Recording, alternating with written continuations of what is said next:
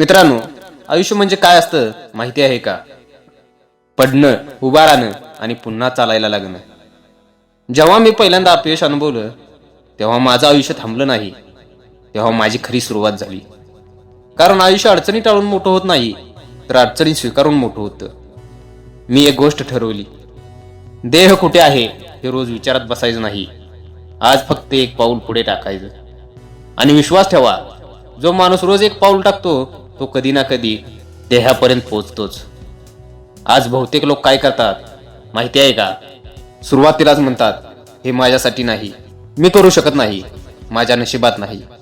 पण सत्य काय आहे? नशीब त्या माणसासाठी काम करतं जो स्वतःसाठीच उभा राहतो.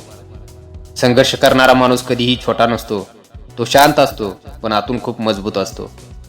जो अंधारात चालायला शिकतो तोच प्रकाशाची किंमत समजतो. स्वतःवर विश्वास ठेवा, कारण देवावरचा विश्वास तुम्हाला आधार देतो, पण स्वतःवरचा विश्वास तुम्हाला आकाशात झेप घ्यायला शिकवतो. तुटलेली मेणबत्ती ही प्रकाश देते आणि जखमी वाघ ही शिकार करतो. म्हणजेच परिस्थिती नाही, तर तुमची मानसिकता महत्वाची असते. कधी कधी सगळं बरोबर करूनही परिणाम मिळत नाहीत, पण लक्षात ठेवा, पराभव म्हणजे शेवट नाही, तो फक्त एक धडा असतो.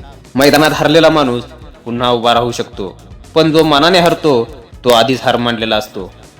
लोक काय म्हणतील याचा विचार करू नका, कारण जेव्हा तुम्ही खाली असता तेव्हा ते तुमच्यावर हसतात, आणि जेव्हा वर जाता तेव्हा ते तुमच्याकडून शिकायला येतात. वडिलांच्या पैशावर जगणं सोपं असतं, पण स्वतःच्या कष्टावर उभं राहण्याची मजाच वेगळी असते.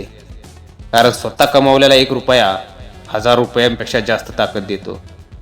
म्हणून आज ठरवा, अडचणी आल्या तर पळायचं नाही, आव्हानं आली तरी थांबायचं नाही. मनात आग ठेवा, इतकी ठेवा की भीती जळून जाईल. देह इतकं मोठं ठेवा की आकाशी कमी पडेल. वादळ कितीही जोरात आलं तरी दिवा पेटलेलाच राहिला पाहिजे. कारण जो माणूस शेवटपर्यंत उभा राहतो जिंकणारा तोच असतो. आज नाही तर उद्या, पण तुम्ही नक्की जिंकणार. फक्त एकच अट्ट, हार मानायची नाही.